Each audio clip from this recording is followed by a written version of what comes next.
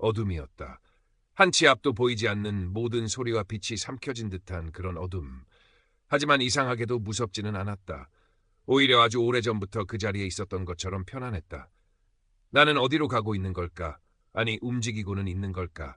몸이라는 감각 자체가 희미했다. 마치 가벼운 안개가 되어 바람에 흩날리는 기분이었다. 늦가을, 서울의 대형 병원 입원실. 창밖으로는 북한산의 능선 위로 해가 기울고 있었다. 붉게 물든 하늘은 아름다웠지만 서은우회에게는 그저 또 하루가 저무는 풍경일 뿐이었다. 며칠 뒤로 다가온 심장 판막 관련 희귀질환 수술. 성공 확률이 높다고는 했지만 만약이라는 단어가 머릿속을 떠나지 않았다. 그녀의 곁에는 초췌하지만 강인한 눈빛의 어머니 박 여사가 과일 바구니를 정리하고 있었다. 은우는 협탁 위에 놓인 작은 액자를 물끄러미 바라보았다. 몇 해 전 불의의 사고로 세상을 떠난 여동생 서연우. 사진 속 연우는 해맑게 웃고 있었다. 은우야, 사과 좀 깎아줄까? 어머니의 목소리에 은우는 작게 고개를 저었다. 오랜 투병 생활과 동생을 잃은 상실감은 그녀의 삶에 대한 의욕을 조금씩 갉아먹고 있었다. 이대로 모든 게 끝나버린다면 차라리 편할지도 몰라. 문득 그런 생각이 스쳐 지나갔다. 저녁 무렵 은우의 오랜 친구이자 의사인 김민준이 병문안을 왔다. 그는 은우의 담당 의사는 아니었지만 같은 병원에 근무하며 틈틈이 그녀를 살폈다. 얼굴 좋아 보이네, 생각보다. 민준이 일부러 밝게 웃으며 말했다. 글쎄, 거울 볼 용기가 없어서. 은우도 희미하게 웃어 보였다. 수술 잘 될 거야. 너무 걱정하지 마. 요즘 의술이 얼마나 좋은데. 민준의 위로에도 은우의 마음은 무거웠다. 그저 힘없이 고개를 끄덕일 뿐이었다. 수술 전날 밤, 은우는 꿈을 꾸었다. 아주 어릴 적 연우와 함께 손을 잡고 시골 할머니 댁 마당을 뛰어놀던 꿈이었다. 꿈속에서 연우는 자꾸만 뒤를 돌아보며 빨리 오라고 손짓했다. 수술은 성공적으로 끝났다는 주치의의 설명이 있었다. 박 여사는 안도의 한숨을 내쉬었고 민준도 은우의 손을 잡으며 축하해 주었다. 하지만 그 안도감은 오래가지 못했다. 수술 후 3일째 되던 날 새벽, 은우에게 갑작스러운 심부전으로 인한 쇼크가 찾아왔다. 삐삐. 병실을 가득 채우던 은우의 바이탈 사인 기계음이 점점 불안정하게 변해갔다. 가슴을 짓누르는 극심한 통증과 함께 숨이 가빠졌다. 눈앞이 흐려지며 의료진들의 다급한 목소리가 멀어져 갔다. 아, 이렇게 끝나는 건가? 마지막으로 떠오른 생각이었다. 그 순간 모든 것이 고요해졌다. 시끄럽던 기계음도 사람들의 목소리도 사라졌다. 그리고 은우는 문득 자신이 침대에 누워있는 자신의 몸을 내려다보고 있음을 깨달았다. 하얀 시트 위에는 창백한 얼굴의 자신이 미동도 없이 누워있었고 그 주위로 의료진들이 분주하게 움직이고 있었다. 어머니는 자신의 이름을 부르짖으며 울고 있었다. 그런데 이상했다. 조금 전까지 온몸을 찢을 듯하던 고통이 거짓말처럼 사라져 있었다. 오히려 아주 가볍고 평온한 느낌이었다. 아프지 않아, 하나도. 마치 무거운 옷을 벗어던진 듯한 해방감. 그녀는 자신의 몸과 울고 있는 어머니와 분주한 의사들을 그저 담담하게 바라보고 있었다. 슬픔도 두려움도 느껴지지 않았다. 얼마나 그렇게 있었을까? 은우는 문득 자신을 부드럽게 감싸며 이끄는 듯한 어떤 힘을 느꼈다. 저 멀리 아주 희미한 빛이 보였다. 터널의 끝에서 새어나오는 불빛처럼 따뜻하고 부드러운 빛이었다. 은우는 저항 없이 그 빛을 향해 나아갔다. 빛은 점점 더 강렬해졌지만 눈부시지 않았고 오히려 온화함과 평화로움만이 가득했다. 빛의 공간에 다다랐을 때 그곳에는 믿을 수 없는 광경이 펼쳐져 있었다. 끝없이 펼쳐진 꽃밭 혹은 수많은 별들이 반짝이는 밤하늘 같기도 한 형언할 수 없는 아름다운 공간이었다. 그리고 그 중심에 가장 밝게 빛나는 존재가 있었다. 인간의 형상은 아니었지만 모든 것을 이해하고 모든 것을 사랑하는 듯한 압도적인 존재감이었다. 은우는 그 존재 앞에 서자마자 온몸의 세포 하나하나가 위로받는 듯한 느낌에 휩싸였다. 그리고 그 빛 속에서 은우는 연우를 보았다. 몇 해 전 떠나보냈던 모습 그대로, 아니 훨씬 더 건강하고 행복해 보이는 모습으로 연우가 그녀를 향해 환하게 웃고 있었다. 언니. 목소리는 들리지 않았지만 마음으로 똑똑히 느껴졌다. 연우는 아무 말 없이 은우의 손을 잡았다.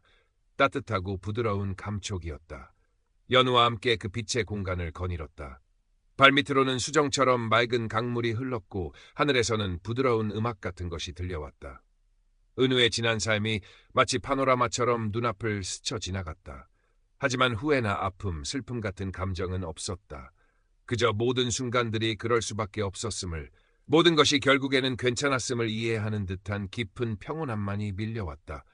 여긴 정말 좋아, 언니. 아무것도 아프지 않아. 연우의 미소가 햇살처럼 따뜻했다. 은우는 문득 깨달았다. 이곳에선 어떤 고통도 슬픔도 상실도 존재하지 않는다는 것을, 오직 완전한 평화와 사랑만이 가득하다는 것을. 점점 더 은우는 자신이 이 빛의 공간과 하나가 되어가는 것을 느꼈다. 나라는 개별적인 경계가 희미해지고 거대한 우주적 의식의 일부가 되는 듯한 황홀한 합일감. 이대로 영원히 이곳에 머물고 싶다는 강렬한 열망이 온몸을 휩쌌다. 슬픔도 기쁨도 아닌 그 모든 것을 초월한 절대적인 평화. 그런데 바로 그 순간 마음속 아주 깊은 곳에서 작은 파문이 일었다. 이대로 괜찮은 걸까?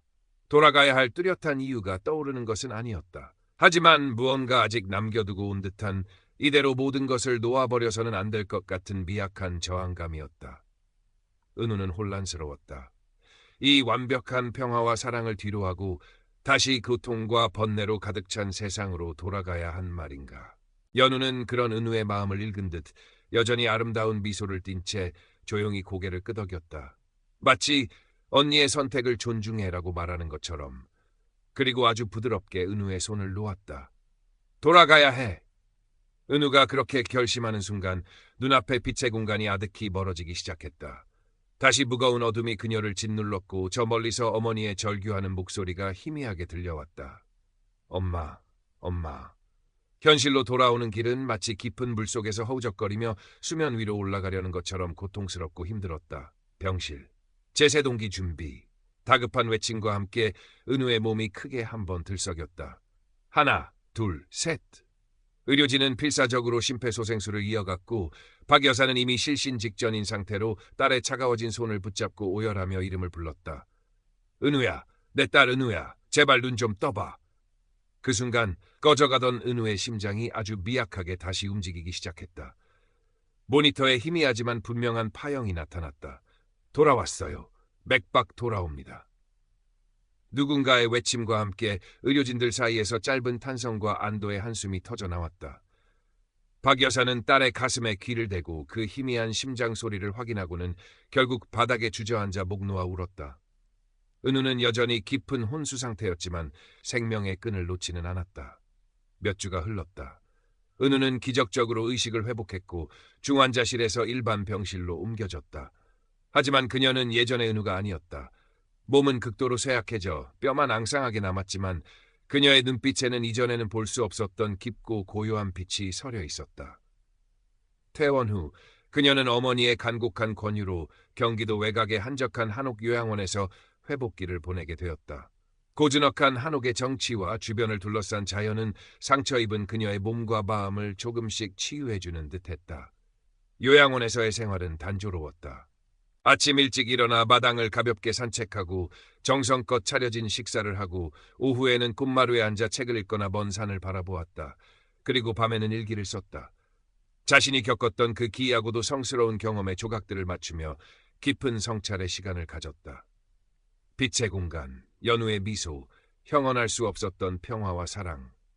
그것은 단순한 꿈이나 환각이었을까? 아니면 정말로 삶과 죽음의 경계를 넘어섰던 것일까? 답을 찾을 수는 없었지만 그 경험 이후 은우는 더 이상 죽음이 두렵지 않았다. 오히려 삶의 매 순간이 얼마나 소중하고 아름다운지를 절실히 깨닫게 되었다. 어느 날 오후 민준이 요양원으로 그녀를 찾아왔다. 앙상하지만 어딘가 평온해 보이는 은우의 모습에 민준은 잠시 말을 잃었다. 여기 공기가 좋긴 좋은가 보다. 얼굴이 많이 편해졌어. 은우는 희미하게 웃으며 민준이 내민 과일 바구니를 받았다. 한참 동안 서로 말없이 차만 마셨다. 창호지를 통해 들어오는 오후의 햇살이 방 안을 부드럽게 채우고 있었다. 민준아, 은우가 먼저 침묵을 깼다. 나 이상한 경험을 했어. 내가 아주 아팠을 때. 그리고 은우는 처음으로 아주 조심스럽게 자신의 임사체험에 대해 털어놓았다. 빛의 공간, 죽은 동생과의 만남, 그리고 형언할 수 없었던 평화와 사랑에 대해 민주는 의사로서의 이성적인 판단을 잠시 접어두고 친구로서 그녀의 이야기를 진지하게 경청했다. 그의 표정은 시종일관 진지했고 가끔 이해하기 어렵다는 듯 미간을 찌푸리기도 했지만 끝까지 은우의 말을 끊지 않았다. 이야기가 끝났을 때 한동안 침묵이 흘렀다. 민주는 찻잔을 만지작거리며 깊은 생각에 잠긴 듯했다. 솔직히 의학적으로는 설명하기 어려운 이야기네. 민준이 마침내 입을 열었다. 하지만 네가 거짓말을 하는 것 같지는 않아. 그리고 네가 본 것이 무엇이었든 그 경험이 너에게 깊은 평화를 주었다면 그걸로 된 거 아닐까? 그는 잠시 말을 멈추었다가 다시 이었다. 그 의미는 아마 앞으로 네가 살아가면서 천천히 만들어가는 거겠지. 정답은 없을지도 몰라. 민준의 말에 은우는 눈가가 뜨거워지는 것을 느꼈다. 자신의 기이한 경험을 미친 소리로 치부하지 않고 있는 그대로 들어주고 이해하려 노력하는 친구가 있다는 사실이 큰 위안이 되었다. 어쩌면 그 경험의 의미를 찾는 것보다 그 경험을 통해 얻은 마음의 평화를 지켜나가는 것이 더 중요할지도 모른다는 생각이 들었다. 시간이 흘러 겨울이 지나고 요양원 마당 한쪽에 심어둔 매화나무에 수줍은 꽃망울이 하나둘씩 맺히기 시작했다. 은우는 매일 아침 그 꽃망울을 바라보는 것으로 하루를 시작했다. 더 이상 과거의 상실감이나 미래에 대한 불안감에 얽매이지 않았다. 그녀는 자신이 경험했던 그 깊은 사랑과 평화가 언제나 자신과 함께 있음을 알았다. 세상을 떠난 여동생 연우가 그녀에게 전하고 싶었던 것은 절망이나 슬픔이 아니라 남은 삶을 더욱 뜨겁게 사랑하고 매 순간을 소중히 여기라는 메시지였음을 이제는 희미하게나마 깨달을 수 있었다. 어느 맑은 봄날, 은우는 자신의 낡은 노트에 무언가를 적어 내려갔다. 그리고 나는 다시 숨을 쉬기 시작했다. 이전과는 다른 숨이었다. 그 숨결 속에는 햇살의 따스함과 꽃의 향기와 그리고 보이지 않는 사랑의 속삭임이 함께 있었다. 나는 이제 안다. 삶은 유한하기에 더욱 아름답고 죽음은 끝이 아니라 새로운 시작을 위한 문턱일 수 있다는 것을. 나는 그 문턱에서 돌아왔다. 아직 이 땅에서 내가 피워내야 할 작은 꽃 한 송이가 남아있기 때문일 것이다. 그녀의 얼굴에는 잔잔하지만 깊은 미소가 떠올랐다. 앞으로 어떻게 살아갈지 구체적인 계획은 없었다. 하지만 한 가지는 분명했다. 자신이 경험한 그 경이로운 사랑과 평화를 어떤 방식으로든 세상과 나누고 싶다는 작은 소망. 어쩌면 그것이 그녀가 다시 돌아온 이유일지도 모른다고 은우는 생각했다. 그녀는 펜을 놓고 창밖으로 펼쳐진 눈부신 봄의 풍경을 한참 동안 바라보았다. 새로운 삶이 조용히 그녀를 기다리고 있었다.